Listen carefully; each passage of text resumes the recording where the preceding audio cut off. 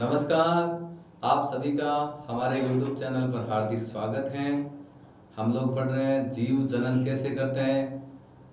इसमें जीव जनन कैसे करते हैं, इसमें हमने दो छोटे छोटे पार्ट अपलोड कर दिए हैं, जिसमें हमने जनन के बारे में बात कर ली, लैंगिक जनन के बारे में बात कर ली, अलैंगिक जनन के बारे में बात कर ली, लैंगिक जनन और अलैंगिक जनन में अंतर की बात कर ली। हम लोग पढ़ रहे हैं लैंगिक जनन की जो विधियां हैं, किन किन जीवों में अलैंगिक जनन की विधियां हैं। अलैंगिक जनन की हम लोग विधियां पढ़ रहे हैं। अलैंगिक जनन की विधि जिसमें हमने कल विखंडन के बारे में बात की थी। विखंडन के दो भाग थे, एक तो था द्विखंडन और एक बहुखंडन के बारे में बात कर ली थी। आज हम बात करेंगे खंडन के बारे में। खंडन जो आपकी विधि है जनन में, वो आपकी अलैंगिक जनन की विधि है। तो पहला अपना टॉपिक है खंडन। तो खंडन के बारे में बात करें, मैं बात करता हूँ खंडन की। जो खंडन जो विधि है प्रजनन की, वो आपकी एक प्रकार की अलैंगिक जनन की विधि है। तो आप पहले इसकी भाषा देख लो, एकदम सरल सी भाषा दे रही। खंडन का मतलब वही है जो विखंडन का मतलब होता है। तो खंडन की भाषा दे रही है, इस प्रजनन विधि में सरल संरचना वाले जितने भी आपके बहुकोशिकीय जीव होते हैं वो विकसित होकर छोटे छोटे टुकड़ों में क्या हो जाते हैं, खंडित हो जाते हैं। और ये टुकड़े आगे बढ़ कर नए जीव विकसित नए जीव में विकसित हो जाता है। कहने का मतलब क्या होता है कि ये जो खंडन जो आपकी विधि होती है वो बहुकोशिकीय जीव में होती है। एक प्रकार की अलैंगिक प्रजनन की विधि है। इसमें क्या होता है, बहुकोशिकीय जीव होते हैं, उनको बहुकोशिकीय जीव जैसे विकसित होते हैं, विकसित होने के बाद में वो छोटे छोटे खंडों में, छोटे छोटे टुकड़ों में टूटेंगे। जो टुकड़ों में टूटते हैं वो टुकड़े आगे जाके बढ़ती करके एक नए जीव में विकसित हो जाते हैं। आपको मैं इसका एग्जांपल दिखाता हूँ। इसमें एग्जांपल आपको दे रखा है स्पाइरोगाइरा। स्पाइरोगाइरा का जो एग्जांपल है उसको देखकर आप समझ सकते हैं। देखो आपको मैंने डायग्राम दे रखा है, ये आपका जो डायग्राम है ये आपका जीव है, बहुकोशिकीय जीव है। इसका नाम आपका क्या है, स्पाइरोगाइरा है। क्या नाम है, स्पाइरोगाइरा। ये जीव हो गया आपका स्पाइरोगाइरा। ये जीव बहुकोशिकीय जीव है। ये वृद्धि करके आगे जाके दो टुकड़ों में टूटता है। जितने इसके टुकड़े होंगे, जो टुकड़े आगे खुद विकसित होकर एक नया जीव बनाता है। जैसे इस एक जीव के दो टुकड़े में, दो टुकड़े आगे जाके एक नया जीव विकसित हो जाता है, खंडित होकर। आपको पता है जो खंड हो गए, टुकड़े होंगे, टुकड़े होने के बाद में वो खुद एक नए जीव में परिवर्तित हो जाता है। तो ये आपका होगा स्पाइरोगाइरा में। यदि आपको पूछे कि जनन की कौन सी विधि है, तो जनन की आपकी अलैंगिक जनन विधि है। कौन सी विधि है, अलैंगिक जनन विधि। अलैंगिक जनन विधि खंडन का मतलब हो गया टूटना। ये जीव की बात करें, स्पाइरोगाइरा एक प्रकार का अपना बहुकोशिकीय है। वो भी एकदम सरल संरचना वाले बहुकोशिकीय जीव, छोटे जिनके अंदर मतलब एक से ज्यादा कोशिका होती है। बहुकोशिका का मतलब होता है एक कोशिकीय जीव में अपना अमीबा, पैरामीशियम वो आता है। जो स्पाइरोगाइरा है वो आता है अपना बहुकोशिकीय जीव में। इसमें क्या होता है कि इसमें जो खंडन विधि होता है, ये जीव आगे विकसित होकर दो टुकड़ों में टूटता है। जो टुकड़े आपके जीवों के होते हैं वो टुकड़े आगे जाके विकसित होकर एक नए जीव में परिवर्तित हो जाते हैं, एक नया जीव उत्पन्न हो जाता है। तो आगे इसके बाद में ये हो गई अपनी खंडन विधि किसकी, अलैंगिक जनन की। उसके बाद अगली है पुनरुद्भवन या पुनर्जनन बोल सकते हैं अपना, वो भी आपकी अलैंगिक जनन की विधि है। तो पहले इसकी भाषा देख लें, दो परिभाषा इसकी, दोनों परिभाषा देख लो आप अपने। पुनरुद्भवन या पुनर्जनन का मतलब क्या होता है, पहले आपको इसका मतलब होना चाहिए कि इसका मतलब क्या होता है। इसका मतलब ये होता है कि आप एक जीव को बहुत सारे टुकड़े कर देते हो, जितने आप उसके टुकड़े करोगे उतने ही उसके टुकड़े वो टुकड़े आगे जाके विकसित होकर एक नए जीव में परिवर्तित हो जाएंगे। पुनरुद्भवन या पुनर्जनन का मतलब क्या होता है, ये अलैंगिक जनन की एक विधि है। इसमें होता है क्या है, देखो जनन की वह क्रिया जिसमें किसी जीव के अनेक टुकड़े कर दिए जाए तो वह प्रत्येक टुकड़ा विकसित होकर एक नए जीव का निर्माण कर लेता है, इसे कहते हैं पुनरुद्भवन। हमेशा ध्यान रखना कि पुनरुद्भवन की विधि क्या होती है। इसमें क्या होता है, जनन की वह क्रिया होती है। जनन की क्या होती है, वह क्रिया जिसमें किसी जीव के अनेक टुकड़े करते हैं। हम लोग अनेक टुकड़े कर देते हैं। टुकड़े करने पर क्या होता है, जितने टुकड़े करेंगे वो टुकड़े सारे के सारे टुकड़े विकसित होकर एक नए जीव में परिवर्तित हो जाएंगे। उसी को बोलते हैं अपना पुनरुद्भवन या पुनर्जनन बोलते हैं। क्या बोलते हैं, पुनरुद्भवन या पुनर्जनन बोल सकते हैं। इसका दूसरी परिभाषा ये नहीं लिखना चाहते आप ये लिख सकते हो, कौन सी, ये वाली, जो पूर्ण रूपेण विभेदित, मतलब आपने एक जीव के बहुत सारे अनेक टुकड़े किए हैं। अनेक टुकड़े करने के बाद में उन जीवों में कायिक भाग से नए जीव के निर्माण की क्षमता होती है। मतलब आप उस जीवों के जितने टुकड़े करते हैं उतने भागों से एक नया जीव उत्पन्न हो जाता है। उसी को बोलते हैं पुनर्जनन या अपना पुनरुद्भवन है। पुनरुद्भवन जो लैंगिक अलैंगिक जनन की प्रक्रिया वो किन जीव में होती है, वो होती है आपकी प्लेनेरिया हाइड्रा की बात करते हैं, उनके अंदर होती है। आपको इसका डायग्राम में आपको दिखा सकता हूँ, ये आपका पुनरुद्भवन ये है आपका, देख सकते हो आप, ये प्लेनेरिया में प्रजनन की प्रक्रिया है। आप देखो इसको, ये प्लेनेरिया, ये जो आपका डायग्राम आपको दिखाई दे रहा है ये किसके अंदर है, प्लेनेरिया। प्लेनेरिया के अंदर, प्लेनेरिया के अंदर प्रजनन की प्रक्रिया है। इसको ध्यान से देख लो, ये आपका एकल जीव है, एक जीव है। इस जीव के जैसे हमने 3 टुकड़े किए हैं, देखो इसको, ये इसका ये भाग, इस एक जीव को 3 भागों में खंडित किया, 3 इसके अनेक टुकड़े किए हैं, 2 टुकड़े नहीं अनेक टुकड़े किए हैं, 3 भागों में खंडित किया। देखो ये वाला आगे जीव विकसित हो जाएगा, ये वाला भी जीव विकसित हो जाएगा, ये वाला भी, आगे जाके एक जीव के 3 टुकड़े हुए, लेकिन वो आगे जाके तीनों ही वापस पूर्ण जीव के रूप में विकसित हो जाते हैं। तो वही बात है, इसको आपका बोलते हैं पुनरुद्भवन या पुनर्जनन बोलते हैं। इस प्रकार की विधि होती है, या तो अपनी होती है प्लेनेरिया के अंदर, या अपनी होती है किसके अंदर, हाइड्रा के अंदर होती है। ये आपकी एक प्रकार की अलैंगिक जनन की विधि है। कौन सी विधि है, अलैंगिक जनन, जिसके अंदर नर या मादा दोनों युग्मक में से सिर्फ एक युग्मक अपना भाग लेता है। परिभाषा आप अपने इसको दोबारा देख सकते हो, ध्यान से देख, परिभाषा क्या है, जनन की वह क्रिया जिसमें किसी जीव के अनेक टुकड़े कर दिए जाए, जितने टुकड़े करोगे प्रत्येक टुकड़ा विकसित होकर एक नया जीव का निर्माण कर देगा। जैसे हम लोगों ने देखो इसमें प्लेनेरिया के 3 टुकड़े किए हैं, तीनों टुकड़े आगे जाके विकसित होकर एक नया जीव बन गया है। बस यही विधि होती है आपकी पुनरुद्भवन। पुनरुद्भवन एक प्रकार की आपकी अलैंगिक जनन विधि है। अलैंगिक का मतलब ये होता है कि जिसमें नर और मादा दोनों युग्मक में से एक युग्मक अपना भाग लेता है, ये बात आपको पता होना चाहिए। तो ये हो गई आपकी पुनरुद्भवन है। पुनरुद्भवन विधि किन किन होती है, एक तो होती है आपकी प्लेनेरिया के अंदर और एक होती है अपनी हाइड्रा के अंदर, ये बात आपको पता होनी चाहिए। आगे चलो, आगे चलते हैं, आगे है आपका मुकुलन। मुकुलन की बात करते हैं। मुकुलन का मतलब होता है कि एक भाई जो पादप होता है, पादप के बाहरी सतह पर एक उभार उत्पन्न होता है, वो उभार धीरे धीरे एक मुकुल के रूप में बड़ा रूप ले लेता है, फिर वो पौधे से अलग होकर एक नया जीव में परिवर्तित हो जाता है। उसी के बारे में बात करते हैं, मुकुलन। मुकुलन को जो विधि होती है वो हाइड्रा के अंदर होती है, ईस्ट के अंदर होती है। ये प्रकार की अलैंगिक जनन की विधि है। हम लोग जो अभी पढ़ रहे हैं वो अलैंगिक जनन की विधियां पढ़ रहे हैं। कि कौन सी विधियां पढ़ रहे हैं, अलैंगिक जनन की विधियां पढ़ रहे हैं। मुकुलन का मतलब क्या होता है, किसी जीव के शरीर के बाहरी सतह की कोशिकाओं में समसूत्री विभाजन से एक उभार उत्पन्न बनता है। समसूत्री विभाजन का मतलब होता है एक ही जो पादप है, उस पादप के समसूत्री विभाजन से 2 भाग हो गए, 2 समान भागों में वो बंट गए। बंटने पर क्या होता है कि उसमें एक उभार बनता है, जिसे मुकुल बोलते हैं। वो किस प्रकार का उभार बनता है मैं अभी उसको आपको बताऊंगा। और मुकुल का निर्माण द्वारा कौन सी जनन की विधि होती है, वो जनन की जो विधि होती है वो उसे मुकुलन कहलाती है। अलैंगिक जनन की विधि होती है। मुकुलन के अंदर आपको पूछ ले, मुकुलन आपकी पादप के अंदर, अलैंगिक जीवों के अंदर अलैंगिक जनन की विधि होती है। इसमें क्या होता है कि मुकुलन में या किसी कोशिका में समसूत्री विभाजन होने के कारण एक उभार उत्पन्न होता है। वहां से उभार को क्या बोलते हैं, जो उभार बनता है उसको मुकुल कहते हैं। उसको क्या कहते हैं, मुकुल। और मुकुल निर्माण द्वारा जो आपकी अलैंगिक जनन की जो विधि है उसको क्या कहते हैं, मुकुलन कहते हैं। आगे देख सकते हो, मुकुल विकसित होकर एक पूर्ण जीव बन जाता है। हमेशा ध्यान रखना, जो एक उभार बनेगा, उभार से मुकुल बनेगा, मुकुल आगे जाके विकसित होकर एक नया जीव बन जाएगा, इसी को कहते हैं मुकुलन। और इस प्रकार की विधि किन जीवों में होती है, एक तो ईस्ट में होती है, एक हाइड्रा में होती है। ईस्ट और हाइड्रा, हाइड्रा में अपनी पुनरुद्भवन या पुनर्जनन भी होती है, इसके साथ मुकुलन भी होती है। ये देखो आपका जो पहला डायग्राम दे रखा है ये वाला, ये है आपका हाइड्रा में अलैंगिक जनन विधि या हाइड्रा में मुकुलन।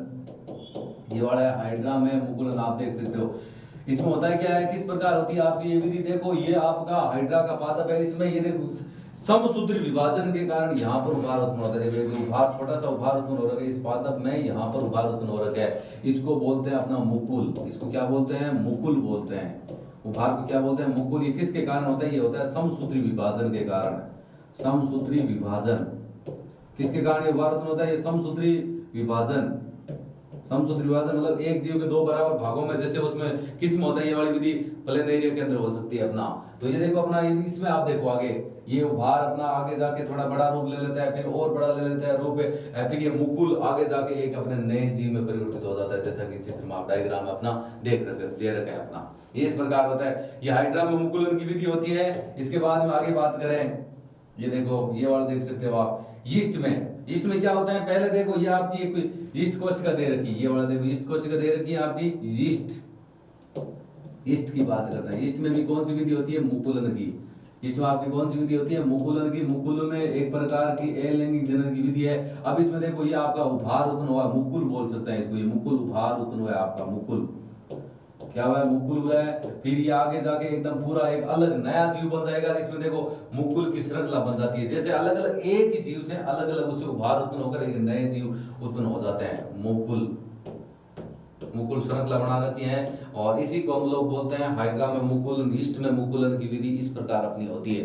तो यदि आपको पूछे मुकुलन क्या है, मुकुलन का मतलब क्या होता है कि कोशिका में समसूत्री विभाजन के कारण एक उभार उत्पन्न होता है, उभार उत्पन्न होता है उसको मुकुल बोलते हैं। मुकुल में अलैंगिक जनन की जो विधि होती है उसको मुकुलन बोलते हैं। यदि आपको पूछे मुकुलन की विधि किन जीव में होती है, तो आपकी एक ईस्ट में होती है, एक आपकी किस में होती है, हाइड्रा में होती है। हाइड्रा और ईस्ट दोनों में कौन सी विधि होती है, आपकी मुकुलन विधि होती है। अब हम बात करते हैं बीजाणु समासन क्या होता है। आपको पता होना चाहिए बीजाणु समासन का मतलब क्या होता है। तो पहले इसकी आप भाषा देख लो। इसमें एक बीजाणु धानी होती है और बीजाणु धानी जब आपकी फटती है तो अपने वो जो बीज होते हैं वो अपने भोजन में, जमीन में, मिट्टी पर बिखर जाते हैं और वो उग जाते हैं, नए पौधे को अपना जन्म दे देते हैं। आपको पता होना चाहिए बीजाणु समासन होता है क्या है। तो पहले इसकी भाषा देखो क्या दे रखी है। कुछ जीवों में पादप होते हैं, वो जीव भी होते हैं। तो कुछ जीवों के तंतुओं के सिरों पर बीजाणु धानी बनती है और जिसमें बीजाणु होते हैं। आपको पता होना चाहिए जब पौधों की ये बीजाणु पेटी फटती है तो ये बीजाणु हवा, जमीन, भोजन और मिट्टी पर बिखर जाते हैं और यहीं से ये उग जाते हैं और एक नए पौधे को जन्म देते हैं। इसमें आपका राइजोपस आता है, कवक आता है, म्यूकर आता है। ये सारे इसके आपके एग्जांपल किसके हैं, बीजाणु समासन के। इसमें होता है क्या है कि आपके जीवों में तंतु होते हैं, वो तंतु सिरों पर क्या बनाते हैं, बीजाणु धानी बनाते हैं। बीजाणु धानी के अंदर आपको पता है बीजाणु होते हैं। जब कभी भी आपकी बीजाणु पेटी फटती है तो आपको पता है कि उसके अंदर बीजाणु होंगे, वो बिखर जाएंगे। कुछ बीजाणु होंगे वो आपके हवा में चले जाएंगे, कुछ बीजाणु आपके जमीन पर चले जाएंगे, कुछ भोजन में मान लो, कुछ मिट्टी में मान लो बिखर जाते हैं और वो वहीं पर उग जाते हैं। उग कर अपना एक नए पौधे को जन्म देते हैं। नए पौधे को जन्म देने का मतलब एक नया जीव उत्पन्न हो गया। ये आपका हो गया बीजाणु समासन। ये किन के अंदर होता है, राइजोपस के अंदर होता है, कवक के अंदर ये होता है, म्यूकर के अंदर होता है। ये तीन आपके इसके एग्जांपल है बीजाणु समासन के। बीजाणु समासन का मतलब होता है कुछ जीवों के तंतुओं के सिरों पर बीजाणु धानु बनती है जिसके अंदर बीजाणु होते हैं और वो बीजाणु जब आपकी बीजाणु धानु आपकी फटती है, देखो इसमें देखो पौधों की बीजाणु धानु जब पेटी वो फटती है तो आपके बीजाणु होते हैं हवा में, जमीन में, भोजन में, मिट्टी में बिखर जाते हैं और वहीं पर उग जाते हैं और एक नया पौधा, एक नया जीव उत्पन्न हो जाता है। उसी को बोलते हैं बीजाणु समासन बोलते हैं। इसका उदाहरण आपको यदि पूछे बीजाणु समासन का उदाहरण आपको पूछ ले कौन कौन से जीव इसके अंदर होते हैं, ये घटना किन किन जीव में होती है, राइजोपस में, कवक में होती है, म्यूकर में होती है। तीनों जीवों में ये अपनी प्रक्रिया होती है। इसके बाद हम बात करते हैं कायिक परिवर्तन की। तो कायिक परिवर्तन का मतलब होता है, आपको पता होगा कायिक परिवर्तन का मतलब क्या होता है। कायिक का मतलब होता है कि पौधे के किसी अन्य भाग से, जैसे जड़, तना, पत्ती से एक नए पादप का निर्माण होता है। कायिक परिवर्तन का मतलब होता है पौधे के किसी जड़, तना, भाग या पौधे के किसी अन्य भाग से एक नए पादप का निर्माण होना कायिक परिवर्तन कहलाता है। कायिक परिवर्तन की प्रक्रिया में या किसी पौधे को उगाने के लिए आपको बीज की आवश्यकता नहीं होती। किसी पौधे का अन्य भाग, पत्ती को उपयोग में लेकर एक नए पादप निर्माण कर सकते हैं। तना काम में लेके हम लोग एक नया पादप निर्माण कर सकते हैं या हम लोग जड़ काम में लेके एक नया पादप का निर्माण कर सकते हैं। तो हम बात करते हैं कायिक परिवर्तन की। तो कुछ पौधे में नए पौधों का निर्माण उसके कायिक भाग जैसे जड़, तना, पत्तियां आदि से होता है, उसे क्या कहते हैं, कायिक परिवर्तन कहते हैं। बहुत सारे ऐसे पादप होते हैं जिन पादपों में हमें भी नए पादप उत्पन्न करने के लिए बीज की आवश्यकता नहीं होती। हम लोग क्या करते हैं, उनके तने, जड़, पत्ती वाले भाग से हम लोग नए पादप का निर्माण कर लेते हैं। उसी को बोलते हैं कायिक परिवर्तन। मतलब पौधे के किसी दूसरे अन्य भाग से एक नए पौधे का निर्माण करना क्या कहलाता है, कायिक परिवर्तन कहलाता है। क्या कहलाता है, कायिक परिवर्तन कहलाता है। उसकी आपकी विधि आप देख सकते हो कौन कौन सी विधि का किससे कौन सा होता है। देखो इसमें आपकी जो प्राकृतिक विधियां होती है, प्राकृतिक विधि मतलब जड़ के द्वारा कौन सा नया पादप बन सकता है। तो शकरकंदी के बारे में आपने नाम सुना होगा, उसको जड़ के द्वारा एक नया पादप बना सकते हैं। तने की बात करते हैं, तने से एक नया पादप, मतलब जो आलू का पादप होता है, अदरक होती है, उनको हम लोग आलू से आलू उत्पन्न कर सकते हैं, अदरक से अदरक उत्पन्न कर सकते हैं। हमें किसी विशेष बीज की आवश्यकता अपनी नहीं होती इसके अंदर। पत्तियों की बात करते हैं, पत्तियों में जो ब्रायोफिल्म होती है, ब्रायोफिल्म की जो ऊपर वाला साइड वाला भाग होता है, इसमें देखो ये आपके जो हमने जो चित्र बनाया ना, ये किसका है, अपना ब्रायोफिल्म का ही है। ब्रायोफिल्म की पत्तियां हैं। इसमें क्या होता है, इस पत्ती से उनके ब्रायोफिल्म के नए पादप बन जाते हैं। देखो ब्रायोफिल्म की पत्तियां हैं, इसमें देखो छोटे छोटे पादप उपहार के रूप में, कायिक जनन के रूप में एक नया पादप बना लेते हैं। काई का मतलब ये होता है पौधे के किसी अन्य भाग से, वो पत्ती हो सकती है, तना हो सकता है, आपका जड़ हो सकता है, उससे एक नए पादप का निर्माण करना क्या कहलाता है, कायिक जनन कहलाता है। उसकी प्राकृतिक विधि जड़ के द्वारा मतलब किसी नए पादप को किस में होता है, ये विधि शकरकंदी में होती है। तने के द्वारा नए पादप बनाना आलू में होता है, अदरक में होता है। पत्तियों द्वारा किस में होता है, ब्रायोफिल्म होता है, जो आपको ब्रायोफिल्म की पत्ती हमने आपको दिखा रखी है, जिसमें देखो पत्ती से, पत्ती के किसी कायिक भाग से एक नए पादप का निर्माण होना। आप इसमें देख सकते हो पत्ती के जो सिरा वाला वो आगे वाला भाग होता है, परोय भाग होता है, उससे एक कायिक के रूप में नए पादप का निर्माण होना बोल सकते हैं हम लोग।